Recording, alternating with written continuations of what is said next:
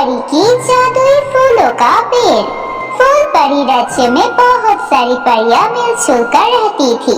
वहाँ पर सुहानी नाम की एक फूल परी रहती थी। सुहानी परी को फूलों के पेड़ों से बहुत ज्यादा लगाव था। वह सिर्फ अपनी फूल परी राज्य में ही बहुत सारी बगीचे का देखभाल करती थी। उसे ये सब करना अच्छा लगता था। एक दिन सुहानी परी सोचती है, मैंने यहाँ पर बहुत तरह के फूलों के पेड़ लगाकर देख लिया है, लेकिन ये ज्यादा अच्छे फूल नहीं देते हैं। मैंने सुना है पृथ्वी वाले के पास बहुत अच्छी मिट्टी है। अगर मैं पृथ्वी पर भी जाकर अपनी जादुई फूल के पेड़ लगाऊं, तो क्या ये अच्छे फूल दे सकते हैं? ऐसा सोचकर सुहानी परी रानी परी के पास जाती है और अपना एक फूल का पेड़ पृथ्वी लोक पर लगाने के बारे में सोचती है।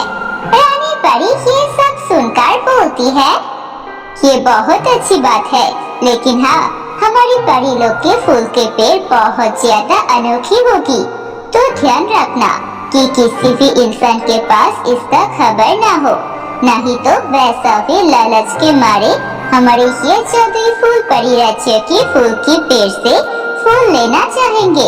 सुहानी परी रानी परी की सारी बातें सुनती है और बोलती है, अब चिंता मत कीजिए, मैं इसे एक जंगल के बीचों बीच लगाऊंगी, ताकि किसी को भी भनक न लगे कि यहाँ पर जादुई फूल के पेड़ है। इतना कहकर सुहानी खुश होकर उस फूल परी राज्य से एक जादुई फूल का पेड़ लेकर पृथ्वी लोक के एक जंगल में चली जाती है और वहाँ पर अपना पेड़ लगाती है। कुछ दिनों में वो पेड़ बहुत बड़ा हो जाता है और उस पेड़ में फूल परी राज्य की फूलों से भी बहुत बड़ी बड़ी फूल होती है और बहुत ही अच्छी खुशबू आने लगती है। ये देखकर सुहानी परी बहुत खुश होती है।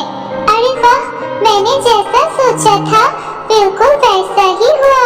पृथ्वी लोक की मिट्टी बहुत ही ज्यादा सुंदर है, इसके वजह से मेरे फूल का पेड़ भी कितना खूबसूरत खिला हुआ है। इसके फूल भी बहुत अच्छे हैं। मैं यहाँ पर और कुछ फूल का पेड़ भी लगाना चाहूँगी। ऐसे ही सुहानी परी उस फूल के पेड़ का देखभाल करने लगती है।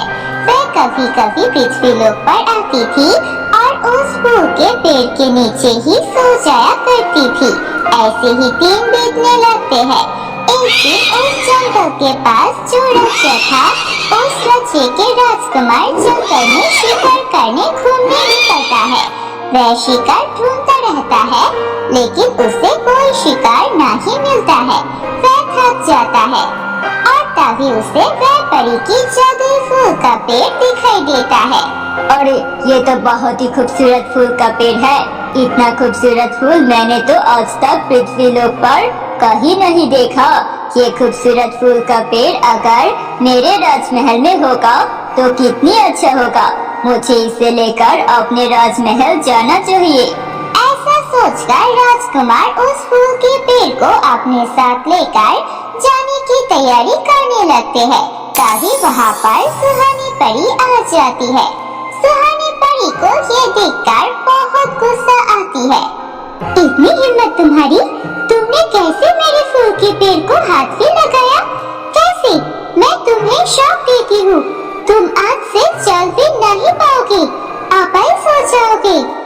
इतना बोल के सुहानी परी वहाँ से चली जाती है और राजकुमार वहाँ पर अपाहिज हो जाते हैं। राजकुमार कुछ कर भी नहीं पाते हैं और वह देखते हैं वह जादुई फूल का पेड़ भी गायब हो चुका है। परी मुझे बताने का मौका भी नहीं दिया। मुझे लगा था ये फूल का पेड़ किसी का नहीं है, इसीलिए मैंने ऐसा किया। मुझे श्राप देकर चली गई। अब मैं क्या करूँगा? ऐसे ही राजकुमार वहाँ पर बैठी रहती है। कुछ समय बाद राजकुमार के सिपाहिया ढूंढने आते हैं और उन्हें लेकर राजमहल वापस चले जाते हैं। राजकुमार अब वैसे ही अपनी जिंदगी बिताने लगते हैं। बहुत सारे डॉक्टर्स और बाकी जादूगर को भी दिखाया जाता है, लेकिन कोई भी राजकुमार की पेट ठीक नहीं कर सकते। ये सब देख के रानी परी बहुत परेशान होती है।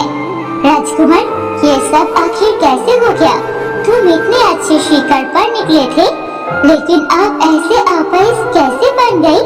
और कोई भी जादू या फिर दवा तुम्हारे ऊपर काम क्यों नहीं कर रही है?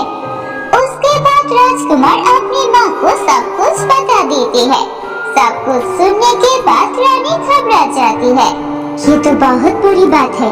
अगर परी ने तुम्हें श्राप दिया है तो उसे ये श्राप हटाना पड़ेगा, नहीं तो तुम जिंदगी भर के लिए ऐसी आपाइज बन के रह जाओगी। ऐसा कभी नहीं हो सकता। मुझे उस परी से मिलने की कोशिश करनी पड़ेगी। आपको वह पेड़ कहाँ मिली थी? मुझे जंगल के बीचों बीच एक खूबसूरत फूल के पेड़ मिले थे, लेकिन वह फूल का पेड़ भी गायब है। मैंने देखा था पेड़ भी गायब हो चुका है और वो परी भी गायब हो गई थी। कोई बात नहीं, मैं फिर भी जाकर कोशिश करना चाहती हूँ। शायद वह मुझसे बात करे। और फूल का पेड़ अगर उन्होंने गायब किया है तो शायद फिर से वह फूल का पेड़ लेकर उस जंगल के बीच आएंगे। मुझे उनसे माफी मांगनी पड़ेगी। तुम चिंता मत करो। इतना कहकर रानी उस जंगल में परी को ढूंढने चली जाती है।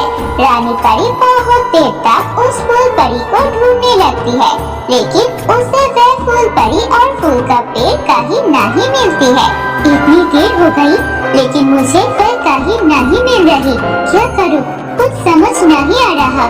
मैं अपने बेटे को ऐसे ही अपाहिज हालत में नहीं देख सकती। ऐसा ही सोच के रानी परी एक पेड़ के नीचे बैठकर रोने लगती है। तभी रानी देखती है जिस पेड़ के नीचे बैठकर रानी रो रही थी, वह पेड़ अचानक से जादुई फूलों के पेड़ में बदल जाती है। रानी परी को समझ आ जाता है कि यही वह पेड़ है। राजकुमार ने जैसे खूबसूरत फूल बताया था, इस पेड़ में उतना ही खूबसूरत फूल है। इसका मतलब यही फूल परी की पेड़ है। उसके बाद रानी फूल परी सुहानी को बुलाने लगती है। फूल परी, आप कहाँ है? बाहर आइए, मेरे बेटे से गलती हो गई, आप उसे माफ कर दीजिए। रानी की ऐसी विनती देखकर सुहानी परी उसके सामने आती है और बोलती है, तुम एक अच्छी औरत हो और तुम्हारे बेटे ने जानबूझकर कुछ नहीं किया। ये मुझे समझ आ गया है। मैं भी गुस्से में आकर उसे श्राप दे दिया था, इसीलिए मैं अभी अपना श्राप वापस ले रही हूँ। तुम घर जाकर देखो, तुम्हारा राजकुमार बिल्कुल ठीक हो गया होगा। ये सुनकर रानी बहुत खुश होती है। परी, आपका बहुत धन्यवाद। आप चाहे तो मैं ये जंगल पूरा का पूरा आपको दे सकती हूँ। आप यहाँ पर जितनी चाहे उतनी फूल की पेड़ लगा सकते हैं। यहाँ पर कोई भी नहीं आएगा। मैं सिपाही को बोल दूंगी। रानी की ऐसी बातें सुनकर सुहानी परी बहुत खुश होती है। ठीक है, तुम्हारी इस बात से मैं बहुत खुश हूँ। और हाँ, अगर ये पूरा जंगल मुझे मिल जाएगा फूल की पेड़ लगाने के लिए, तो एक फूल का पेड़ मैं जरूर राजकुमार को भी देना चाहूँगी। वह उसे राजमहल में लेकर जा सकते हैं। उसके बाद दोनों ही खुश हो जाते हैं। राजकुमार भी अब पहले की तरह चलने लगते हैं। फिर वह सुहानी परी पूरे जंगल में परी जैसे फूल का पेड़ लेकर लगाती है। वह जंगल बिल्कुल खूबसूरत बन जाता है और वहाँ से एक फूल का पेड़ राजकुमार को भी दे देते हैं। राजकुमार वह फूल का पेड़ लेकर बहुत खुश होते हैं। तो दोस्तों, कैसी लगी आपको हमारी ये कहानी? अगर कहानी अच्छी लगी है तो इसे लाइक कीजिए, कमेंट करके जरूर बताएं आपको कहानी कैसी लगी और अपने दोस्तों के साथ भी शेयर कीजिए ये कहानी।